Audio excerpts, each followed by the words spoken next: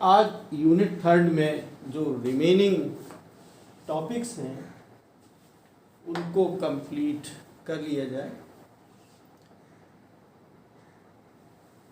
जो पहला टॉपिक है condition of equilibrium between two systems in thermal contact. जैसा कि मैंने पहले भी आपको एडवाइस किया है, सजेस्ट किया है कि चूँकि ऑब्जेक्टिव पेपर आना है तो ऑब्जेक्टिव पेपर इन्हीं टॉपिक्स में जो मटेरियल होता है उसी से निकाला जाता है। वैसे तो लंबा चौड़ा है, लेकिन एक माइंड में एक समरी हर टॉपिक की हम लोग को करनी है। जैसे कि इस टॉपिक में ही हमने लिखा है condition of equilibrium between two systems in thermal contact. Thermal contact के लिए दो सिस्टम्स चाहिए। हमने ये फिगर बनाया है, इसमें एक सिस्टम ए ले लिया है जो राइट साइड में दिखाया गया है, और दूसरा सिस्टम बी है जो लेफ्ट साइड में दिखाया गया है। ये थर्मल कॉन्टैक्ट में है एक दूसरे के। इसके जो एनर्जी है ए वाले की ई है और बी वाले की ई प्राइम है। तो जो टोटल एनर्जी हुई E star equal to E plus E prime. बस माइंड में इतना मेकअप करना है कि आपके पास दो सिस्टम्स हैं ए और बी के रूप में, हमने उनका नाम देखा हुआ है। उनकी एनर्जी का कंसीडरेशन कर लिया, एक की ई है एक की ई डैश है और ई स्टार हो गई दोनों की मिला। अब डिटेल में आप अगर नहीं पढ़ना चाहते हैं, डेरिवेशन नहीं है, तो कंडीशन ऑफ जो एक तरीके से इक्विलिब्रियम है उसको सिर्फ आप समरी के रूप में देखिए। बुक में हमने जो खास बातें हैं हमने हाईलाइट कर रखी हैं, ऐसे ही आप कर लीजिए।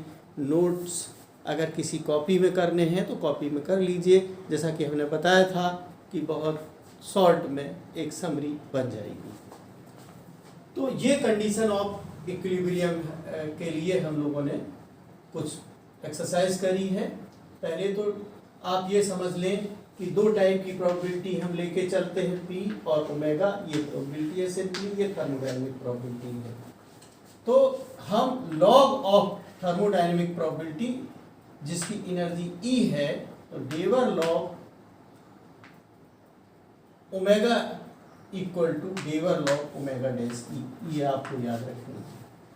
दूसरी याद रखनी है कि जो बीटा की वैल्यू होती है 1 अपॉन ओमेगा डेवर ओमेगा अपॉन डेवर ई। दूसरी तरफ बीटा डैश की वैल्यू होती है beta dash equal to 1 upon omega prime डेवर ओमेगा डैश अपॉन डेवर ई डैश। ये जो समरी के रूप में आपको याद करना है, इन्हीं पे क्वेश्चन बना दिए जाते हैं। दूसरी बात याद रखनी है कि beta equal to beta dash निकलता है, यानी कि ये आपस में बराबर होंगे। मैं हाईलाइट नहीं कर पाया, ये जो बीटा है 1 अपॉन के टी है, के की वैल्यू जो है, के का नाम भी आपको अगर भूल रहे हैं तो बोल्ट्जमैन कांस्टेंट के नाम से याद कर लें। इसकी वैल्यू होती है 1.38 × 10⁻23 जूल पर केल्विन। और कभी कभी सिर्फ यूनिट ही पूछ देते हैं कि बोल्ट्जमैन कांस्टेंट की यूनिट क्या होती है जूल पर केल्विन। इसके साथ साथ डायमेंशनल फार्मूला भी आप लर्न कर सकते हैं, इसका निकाल के खुद ही देख सकते हैं। और के की वैल्यू R/N होती है।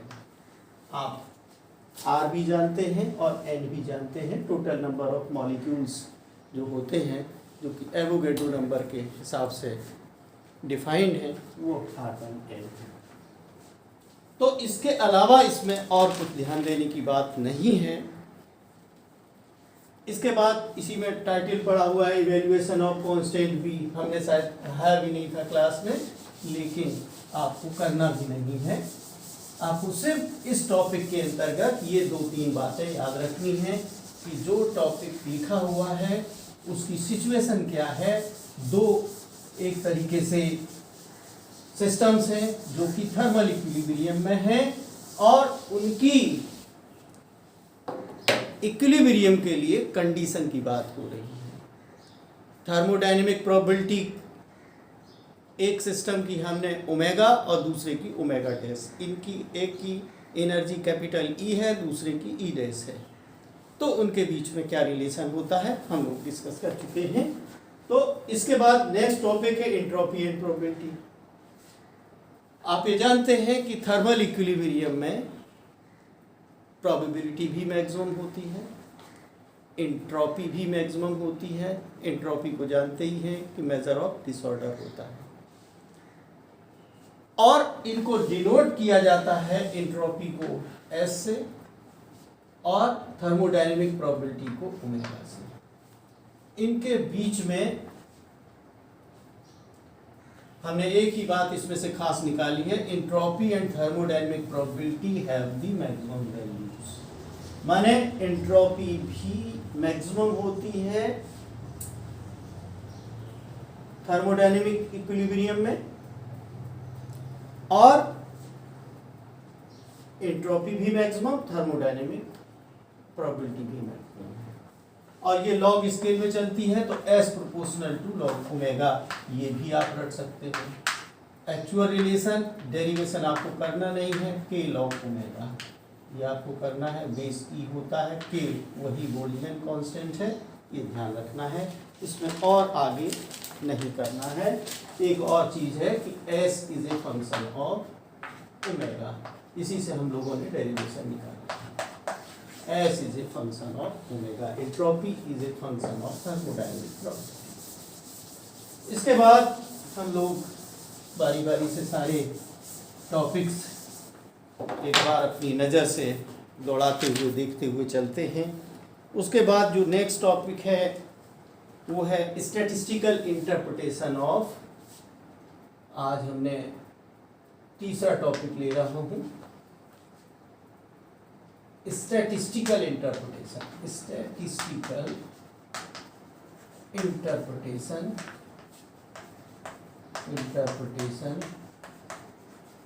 Of second law of thermodynamics. Thermodynamics आपने बीएससी पार्ट 1 में ऑलरेडी पढ़ी है, 0th लॉ पढ़ा है, फर्स्ट लॉ ऑफ थर्मोडायनेमिक्स पढ़ा है, सेकेंड लॉ ऑफ थर्मोडायनेमिक्स पढ़ा है। एक बार दोबारा आपको मेमोरी में रखना होगा, आपने पढ़ा है बीएससी पार्ट 1 में, तो लॉ क्या है उसको आप बुक में हाईलाइट कर लीजिए। एक बार मैं पढ़ के सुना देता हूँ, आपके दिमाग में और बैठ जाएगा। The entropy of an isolated और सेल्फ कंटेन्ड सिस्टम। एक सिस्टम लिया, आइसोलेटेड है, आइसोलेटेड का मतलब उसमें न एनर्जी बाहर से आ रही है, न जा रही है, ना उसके मॉलिक्यूल्स उसमें अंदर आ रहे हैं कहीं से, और ना उसके मॉलिक्यूल्स बाहर जा रहे हैं। इन्होंने बताया कि एंट्रोपी से संबंधित जानकारी है सेकेंड लॉ में। The entropy of an isolated system और self contained system either increases और रिमेन्स कांस्टेंट। दो ही बातें इसमें याद रखनी है कि या तो कांस्टेंट रहती है या बढ़ती है, according as the process it undergoes is irreversible और रिवर्सिबल। अगर रिवर्सिबल है प्रोसेस, कोई प्रोसेस हो रही है उसमें, अगर रिवर्सिबल प्रोसेस है तो कांस्टेंट। एंट्रोपी जो है कांस्टेंट कब रहती है, जब प्रोसेस रिवर्सिबल हो, और अगर इरिवर्सिबल प्रोसेस है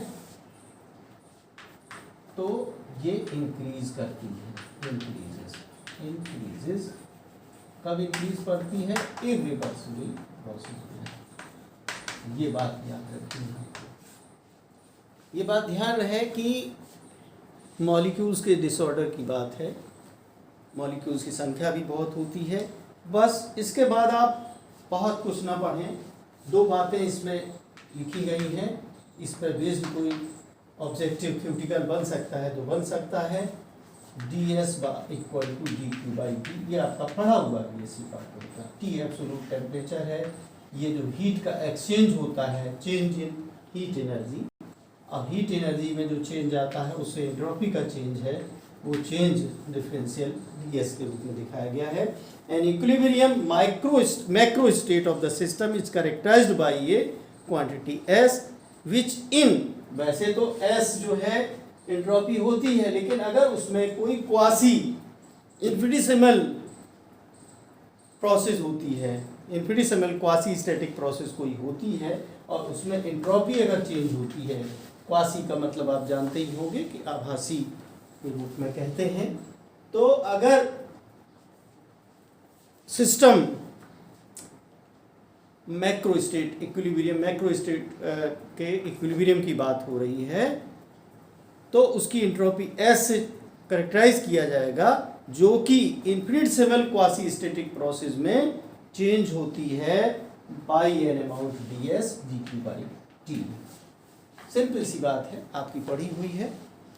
दूसरी चीज याद रखने की है कि अगर isolated system changes from one macro state to another, माने एक मैक्रो स्टेट से दूसरी मैक्रो स्टेट में चेंज हो रहा है कोई isolated system, then in process the entropy tends to increase, माने अगर ये ऐसा होता है तो उसकी एंट्रोपी या चेंज इन एंट्रोपी जीरो रहेगी या बढ़ेगी, कम नहीं होगी।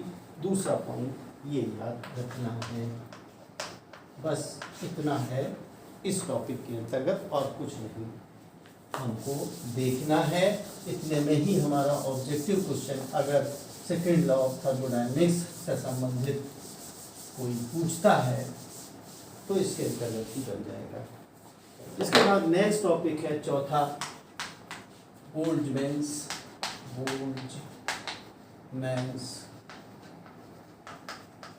कैनोनिकल डिस्ट्रीब्यूशन लॉ, कैनोनिकल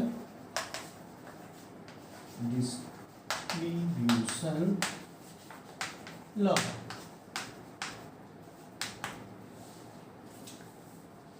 ये जो डिस्ट्रीब्यूशन लॉ है हर बात थर्मल इक्विलिब्रियम में होती है, पी आई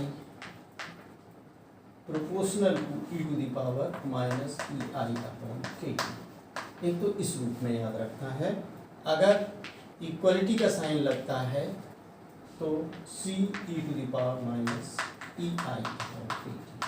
अब वर्ड्स में और सुन लीजिए, बस इसी को आपको अंडरलाइन करना, हाईलाइट करना और इसको दिमाग में बैठाना। इसी से ऑब्जेक्टिव जो भी नीचे लिखे होते हैं पहचान तो सकते हो, एक बार दिमाग में आपके बैठा हुआ है तो। If the system is in thermal equilibrium with a heat reservoir, किसके साथ सिस्टम इक्विलिब्रियम में है? With a heat reservoir at absolute temperature T, then the probability of the system to be found in a macro state of energy EI, अगर वो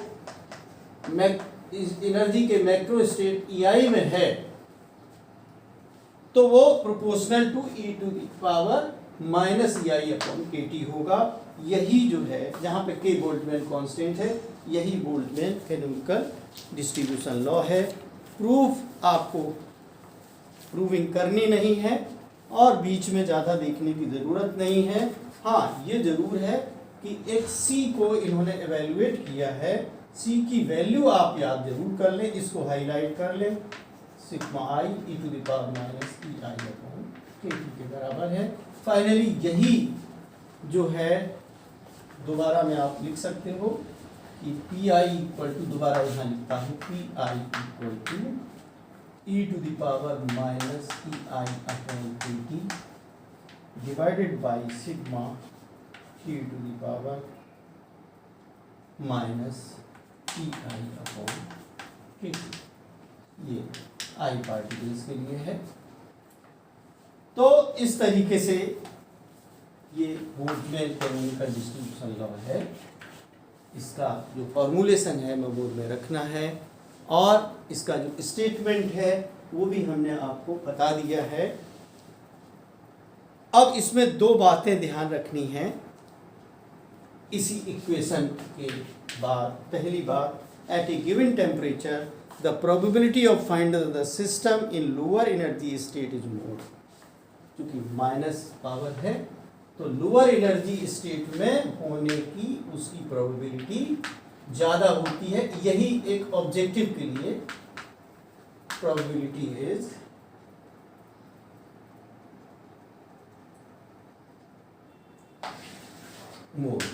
more probability at lower energy state probability। ये आपको याद रखना है। दूसरा point है, in a given energy state the probability of finding the system at high temperature is more as compare to that at lower temperature. Lower energy state की probability ज़्यादा है, लेकिन टेम्परेचर जो है ज़्यादा पे होने की ज़्यादा प्रोबेबिलिटी है। टेम्परेचर के लिए हमको उल्टा याद रखना है।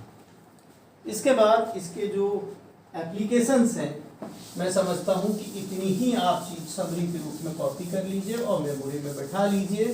जब ये सारी चीज़ हो जाए यूनिट 3 की, उसके बाद जो पीछे के क्वेश्चंस हैं बुक में, उनको आप रीड कर लीजिए। सारे के सारे स्वतः ही कवर हो जाते, मैंने देखे थे, सारे के सारे कवर हो रहे थे। पहला जो एप्लीकेशंस हैं, इसमें 2 एप्लीकेशंस जो है दिखाए गए हैं, इस पर क्वेश्चन बन सकते हैं। पहला है मीन वैल्यू कैलकुलेट करना। Number 1, to calculate mean value, mean या एवरेज वैल्यू, एक ही बात है। तो किसी भी पैरामीटर की जो मीन वैल्यू है उसका फॉर्मूला दिमाग में रखना है। जो फॉर्मूला था उसमें कुछ लगा नहीं था, xi e to the power minus ei upon kt divided by e to the power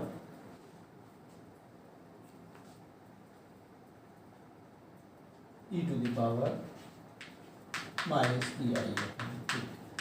ये जिसको लिखना है, जैसे सपोज दैट प्रेशर हो जाएगा तो प्रेशर आ जाएगा। Thus it can be used to calculate the mean energy of mean pressure of a gas and find the magnetic properties of substance placed in magnetic field।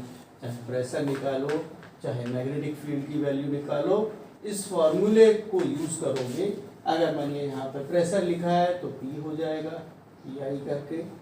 Magnetic property कोई हो, magnetic property etcetera. दूसरा application है interpretation of temperature. ये temperature के बारे में भी जानकारी हम ले सकते हैं। दूसरा एप्लीकेशन है इंटरप्रिटेशन ऑफ टेम्परेचर। बहुत आसानी के साथ हल्के मूड से आप इसको रिवाइज करते हैं। इंटरप्रिटेशन ऑफ टेम्परेचर,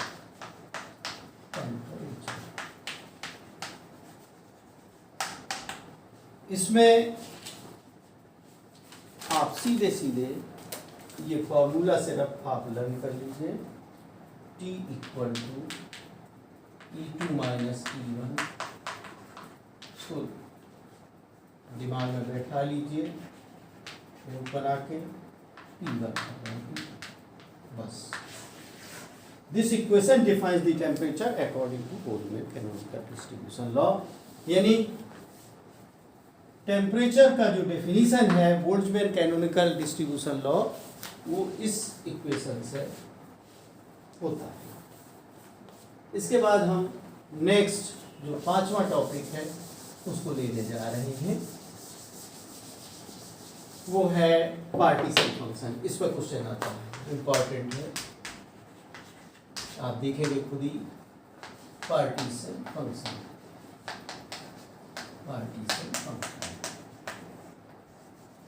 और इसको हम लोग जेड से, कैपिटल जेड से डिनोट करते हैं।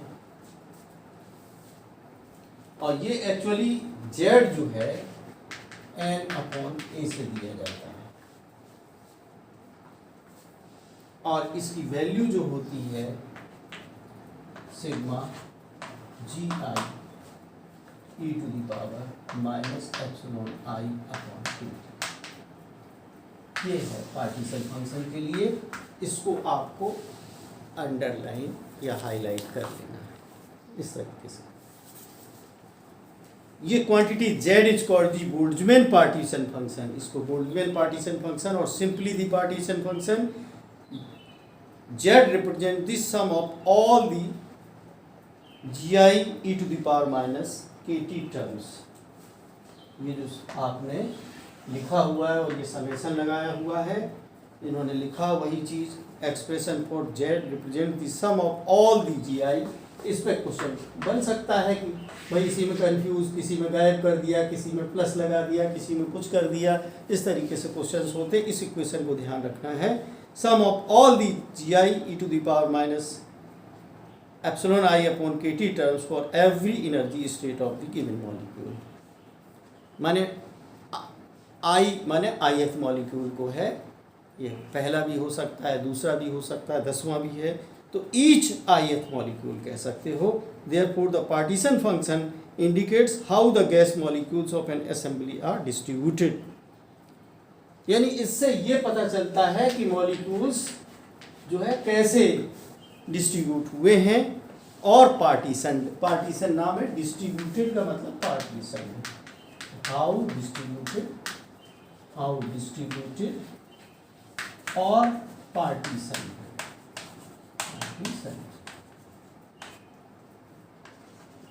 इसलिए पार्टीशन फंक्शन है जिसमें gi e to the power minus epsilon i upon kt। मैं टाइम वेस्ट नहीं करना चाहता, आप g का मतलब जानते हैं, एप्सिलॉन का मतलब जानते हैं, सब कुछ जानते हैं। तो एक हर मॉलिक्यूल के लिए कैसे उसकी वैल्यू एक्सप्रेस हो रही है ये आपके सामने है। आपने पढ़ा ही होगा ni equal to a e to the power minus epsilon i upon kt। इसी में n अपॉन a ये कर दिया गया है और यही बेसिकली है, और ये सारे मॉलिक्यूल्स के लिए ये कर दिया गया है कि आप अच्छे से समझ सकते हो कि n क्या है, a क्या है, सब जानते हैं आप। If this energy of the ith level epsilon I, then keeping in mind that the weight of an individual level is unity, यानी कि इन्होंने जो weight है उसको कहा गया है और इसको इन्होंने पार्टीशन फंक्शन भी कह दिया है कि z इक्वल टू सिंपली है, अगर हम n अपॉन a हटा दें तो सिंपली z इक्वल टू, अगर आप gi को आप एक इंडिविजुअल के लिए कह देंगे तो simply e to the power minus epsilon i upon kt भी है। The partition function can be used for, अच्छा ये पॉइंट आप और अंडरलाइन कर लें। द पार्टीशन फंक्शन का फ़ायदा क्या, can be used for calculating the various thermodynamical properties of the assemblies having independent systems obeying classical statistical laws. इसको आप अंडरलाइन कर लें। अब दो तीन टॉपिक बचे हैं, उनको भी समराइज कर लिया जाए। इसको शायद आप अच्छे से जानते हैं नेक्स्ट टॉपिक को, लेकिन हम इसको रिवाइज जरूर करेंगे। Degrees of freedom, degrees of freedom,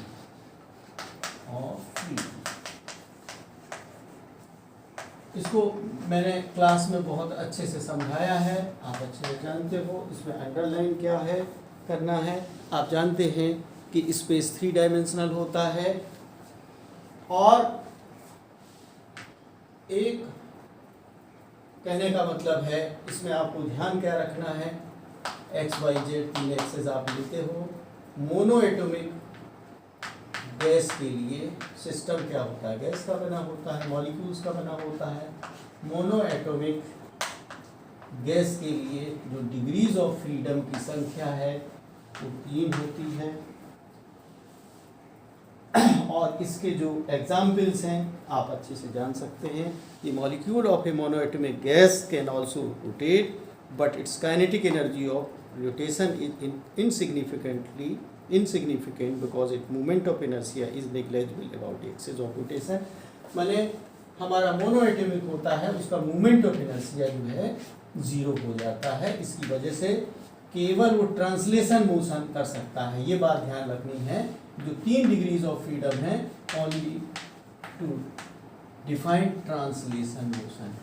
जो रोटेशनल मोशन जो होती है वो मीनिंगलेस हो जाती है मोनोएटॉमिक गैस के लिए। इसलिए सिर्फ 3 डिग्रीज ऑफ फ्रीडम होती हैं। अगर गहरे में धंस के पूछा जाता है ये किससे संबंधित है तो आप बता सकते हो to represent its translational motion. दूसरा होता है डाईएटॉमिक। डाईएटॉमिक में आप जानते हो H2 को ले सकते हो, Cl2 ले सकते हो, HCl ले सकते हो एक्सेट्रा। इसमें डाईएटॉमिक में क्या होता है कि ये 3 जो है XYZ एक्सिस जो ट्रांसलेशन वाली हैं वो तो रहेंगी, प्लस जो है एक रोटेशनल मोशन ये जो है बेकार हो जाती है और ये वाली जो परपेंडिकुलर वाली होती है वो कंसीडर हो जाती है। मतलब x को छोड़ के y और z, अगर x एक्सिस के अलोंग है डायटोमिक मॉलिक्यूल तो y z वाली कंसीडर होगी। चूंकि इसके अबाउट रोटेट तो करेगा लेकिन मूवमेंट ऑफ इनर्शिया 0 होगा, लेकिन y एक्सिस के अलोंग और z एक्सिस के अलोंग ये मूवमेंट ऑफ इनर्शिया इसका आएगा, इसलिए कंसीडर करेंगे। तो total degrees of freedom diatomic के लिए होगी 5 degrees of freedom. 5 degrees of freedom. इसमें 3 हैं ट्रांसलेशन के लिए और 2 हैं रोटेशनल मोशन को रिप्रेजेंट करने वाले रोटेशनल मोशन। इसको आपको मतलब समरी में उतार के लिख लेना है। तीसरा बचता है पॉलीएटॉमिक या ट्राईएटॉमिक मॉलिक्यूल। तो उसके लिए आप बहुत आसानी के साथ समझ सकते हैं कि जैसे CO2 है और हायर वाले होते हैं, O3 है, CH4 है, एक्सेट्रा है। तो इसमें जो डिग्रीज ऑफ फ्रीडम है ट्राईएटॉमिक एंड पॉलीएटॉमिक, इसमें सब बहुत अच्छे से दिया हुआ है और इसमें सिर्फ आप उसको एक तरीके से हाईलाइट करके बस लर्न कर सकते हो। तो उसमें तीनों जो है अलग अलग जगह होंगे और 3 डिग्रीज ऑफ फ्रीडम ट्रांसलेशन की, और इसमें जो 0 नहीं होगा ना x का ना y का ना z का, और 3 हो जाएंगी रोटेशनल मोशन की, और कुल मिला के जो डिग्रीज ऑफ फ्रीडम होगी वो 6 डिग्रीज ऑफ फ्रीडम होगी। 6 डिग्रीज ऑफ फ्रीडम होती है पॉलीएटॉमिक और ट्राईएटॉमिक के लिए। बस इतना करना है और उसके बाद हम लोग आते हैं नेक्स्ट टॉपिक पे। ये है बस इसमें इतना ही आपको समराइज करने के लिए है, इससे ज़्यादा नहीं है।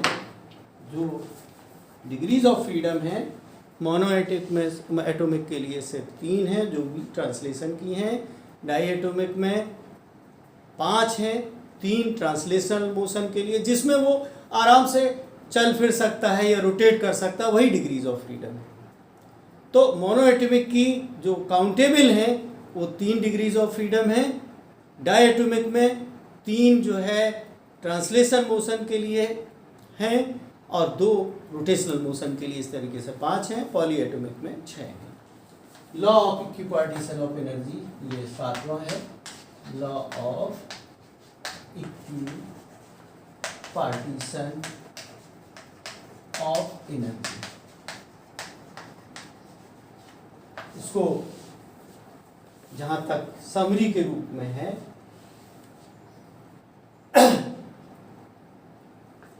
आप जो डिग्री ऑफ फ्रीडम के अबाउट क्या प्रोबेबिलिटी है एनर्जी के शेयर होने की, वो इक्विपार्टीशन ऑफ एनर्जी में आता है। हर एक के अलोंग 1/2 kT होती है, बस इतनी है, सुन लीजिए, इसको आपको हाईलाइट करना है। The total kinetic energy of A dynamical system consisting of a large number of particles. System में लार्ज नंबर ऑफ पार्टिकल्स तो होते ही होते हैं इन थर्मल इक्विलिब्रियम। ये हमेशा हम कहते रहे हैं कि जो भी कैलकुलेशन होती है वो थर्मल इक्विलिब्रियम के लिए होती हैं। Is equally divided among it's all degrees of freedom. सारी डिग्री ऑफ फ्रीडम के अलोंग इक्वली डिवाइड होती हैं। And the energy associated with each degree of freedom is half kT। Her degree of freedom के साथ half kT। ये बात आपकी पूछे जाने योग्य है। अब इन्होंने, ये तो बात इतनी ही है, यही law of equipartition of energy है। वैसे तो डिस्क्रिप्टिव में तो पूछा ही जाता था, बहुत इंपॉर्टेंट होता है। इस पे एक क्वेश्चन होता है ऑब्जेक्टिव में, तो इस टाइप का बन सकता है। उसके बाद इसके एप्लीकेशंस लिख के, लिमिटेशंस लिखी हैं, इसको पढ़ लीजिए। हो सकता है इस पर कोई थ्योरेटिकल ऑब्जेक्टिव क्वेश्चन बन जाता हो, वो देखने से पीछे से पता चलेगा। The law of equipartition of energy is applicable only so long as the system can be described classically, usually at high temperatures. ये ध्यान रखना पड़ेगा, क्योंकि हम लोग क्लासिकल स्टैटिस्टिक्स पढ़ रहे हैं और उसी से निकाला हुआ है। तो क्लासिकली अगर हम किसी सिस्टम को डिस्क्राइब कर रहे हैं उसके लिए है। दूसरी चीज़ ये है यूजुअली एट हाई टेम्परेचर्स। ये पूछने के लिए पूछा जा सकता है कि यूजुअली कितने लोअर टेम्परेचर के लिए होता है, या हायर टेम्परेचर के लिए होता है, या मिड टेम्परेचर के लिए होता है, या ऑल द टेम्परेचर्स के लिए होता है। तो आपको usually at higher temperatures, for higher temperatures, ये चीज़ होती है। उसके अलावा mean energy of harmonic oscillator दिया है, ये हमको नहीं करना है। बस लास्ट टॉपिक और है 8वां जो बचा हुआ है, last topic atomicity of gases. इस पर ही बन जाता है क्वेश्चन। ऑब्जेक्टिव में आप देख सकते हो एटॉमिसिटी ऑफ गैसेस। इसमें इन्होंने कुछ और तो बात बहुत हाईलाइट करके नहीं लिखी है। एक परफेक्ट गैस लेंगे, बहुत सारे उसमें मॉलिक्यूल्स होंगे, एवोगैड्रो नंबर भी लिया जाएगा, इंटरनल एनर्जी को यू से डिनोट करेंगे। दो स्पेसिफिक हीट आपने पढ़ी हैं जिनको मैं यहाँ पे वीडियो ना बड़ा हो तो इसलिए हम नहीं समझाएंगे आपको। CPCV यानी specific heat at constant pressure, specific heat at constant volume, इस पर डिपेंड करता है। और ratio of two specific heats of gas, ये भी आपका पढ़ा हुआ है। रेशियो ऑफ टू, ये दो जो स्पेसिफिक हीट्स होती हैं, स्पेसिफिक हीट्स ऑफ गैसेस, इसको आप पहले भी पढ़े हैं, गामा से रिप्रेजेंट किया जाता है। और गामा जो होती है वो CP/CV से डिनोट की जाती है।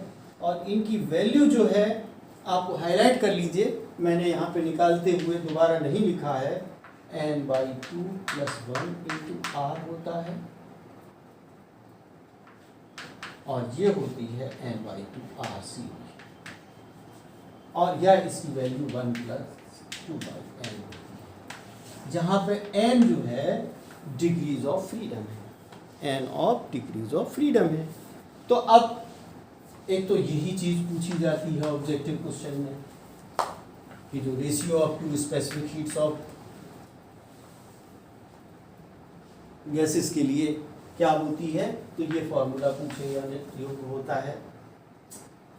एक्चुअली CP की वैल्यू जो है ये होती है और CV की वैल्यू ये होती है, ये ध्यान रखें। तो ये एक क्वेश्चन बन सकता है, इसको आपको लर्न करना है कि CP है N/2 + 1 / R होती है, sorry × R, divided by R नहीं, × R, N/2 R, और CV होती है N/2, जहाँ पे आप R भी जानते हैं, N भी जानते हो, N डिग्रीज ऑफ फ्रीडम है। तो इसमें ये निकाल के भी दिखाई गई है। मोनो एटॉमिक गैस के लिए, एटॉमिक गैस के लिए क्या निकलेगी, डाई एटॉमिक के लिए क्या निकलेगी, ये भी पूछ दी जाती है ऑब्जेक्टिव में। पॉली एटॉमिक के लिए भी पूछ दी जाती है, पॉली एटॉमिक गैस के लिए भी पूछ दी जाती है। जब आपने यहाँ पढ़ा मोनो एटॉमिक के लिए डिग्रीज ऑफ फ्रीडम कितनी होती हैं, 3, तो 1 + 2/3, तो ये 1.66 भी लिखते हैं, कुछ बुक्स में 1.67 भी लिख देते हैं।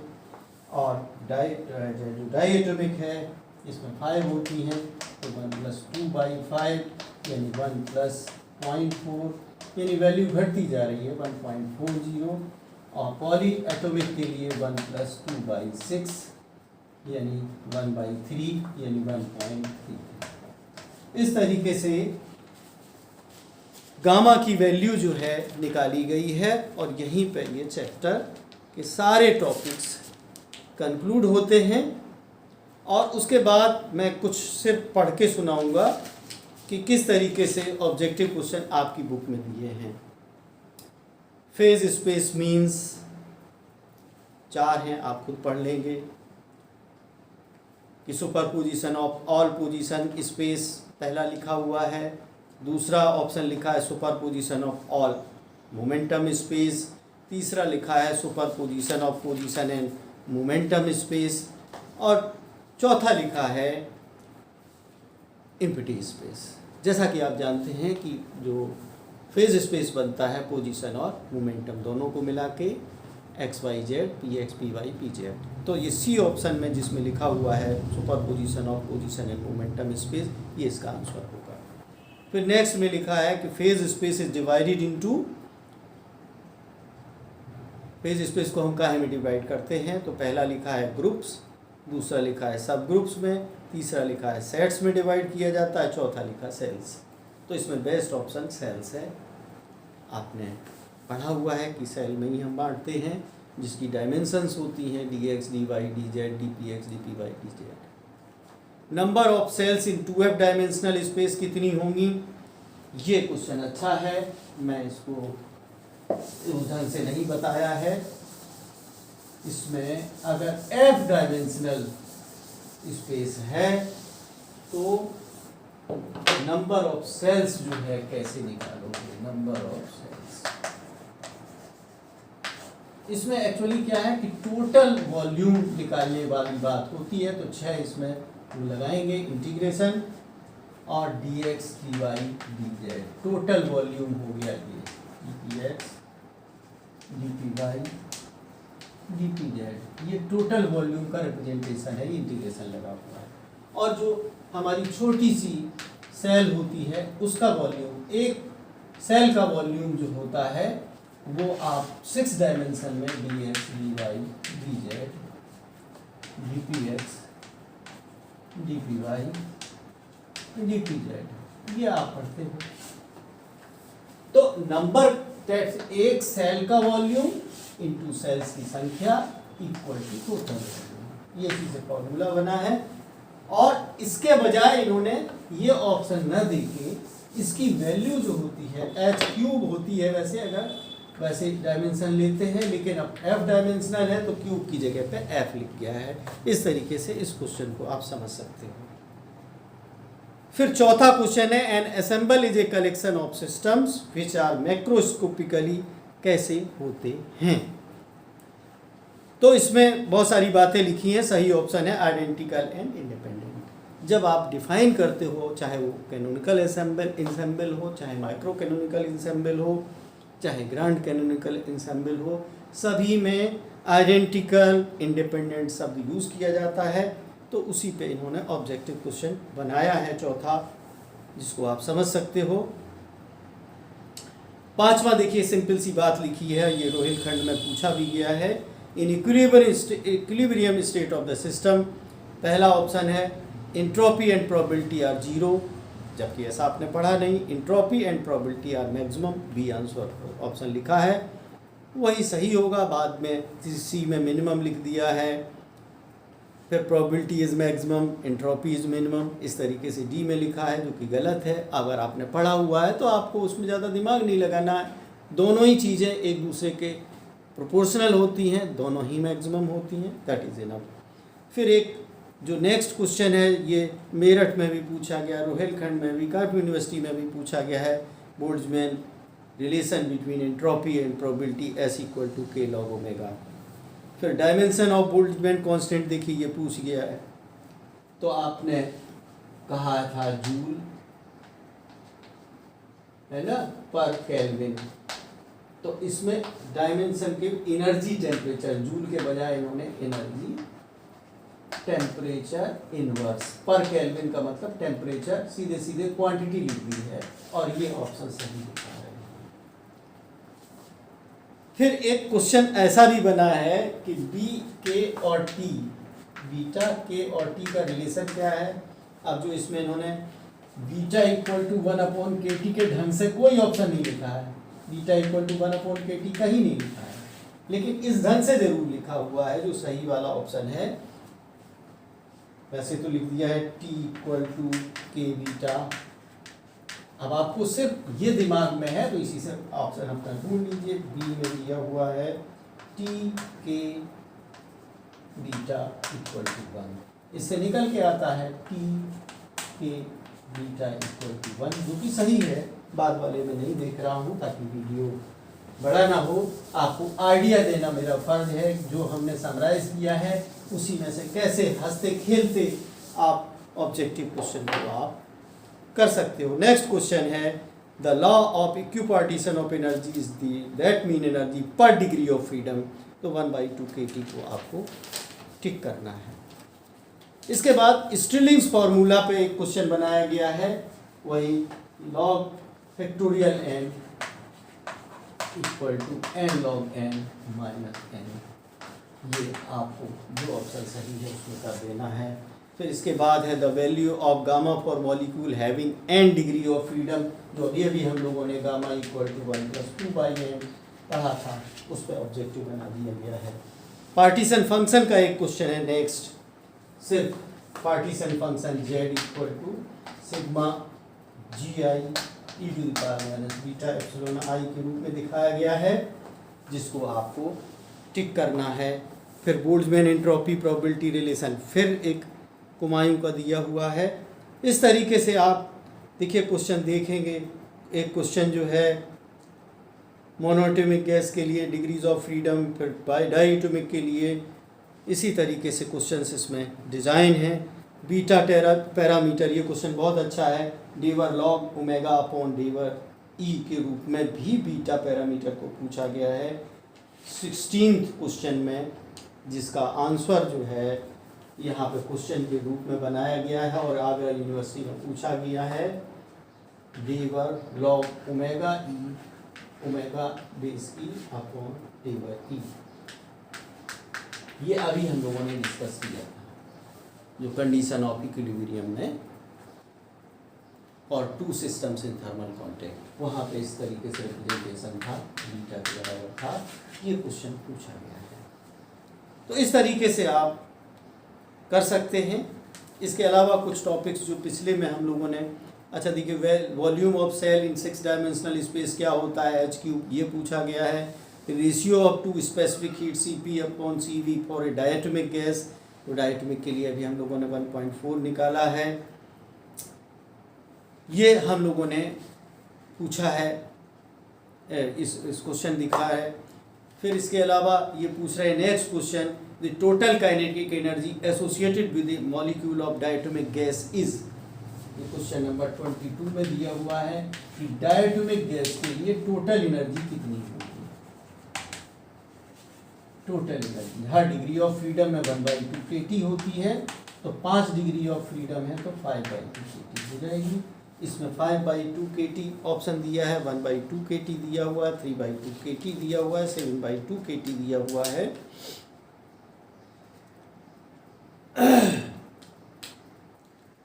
तो ये जो है आपके सामने है, 5/2 kT आपको करना है।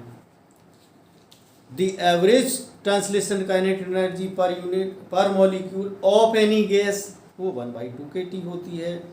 नाइट्रोजन मॉलिक्यूल के लिए डिग्रीज ऑफ फ्रीडम पूछ रहा है, तो N2 क्या होती है, डायटोमिक, तो इसकी 5 डिग्रीज ऑफ फ्रीडम होगी। इस तरीके से आप क्वेश्चंस करेंगे। बोल्ट्जमैन कॉनोनिकल फार्मूला ही पूछ दिया गया है कि ये दिया हुआ है, इसमें यूनिट बीटा की क्या होती है, बीटा की यूनिट बताइए। इस तरीके से क्वेश्चंस इसमें डिज़ाइन होते हैं। फिर इंसेम्बल्स के बारे में पूछा गया है वगैरह वगैरह। आप इस तरीके से यूनिट 3 को समराइज़ करिए। आप क्वेश्चंस को पूरे तरीके से कर लीजिए। जिस किसी क्वेश्चन को समझने में प्रॉब्लम हो रही है, मैं लगातार आपसे कहता रहता हूँ कि आप अपनी प्रॉब्लम कमेंट में लिख सकते हैं, लेकिन कोई लिखता नहीं, इसका मतलब मैं समझ के चलता हूँ कि आप लोग बहुत समझदार हैं, अपने आप कर लेते हैं।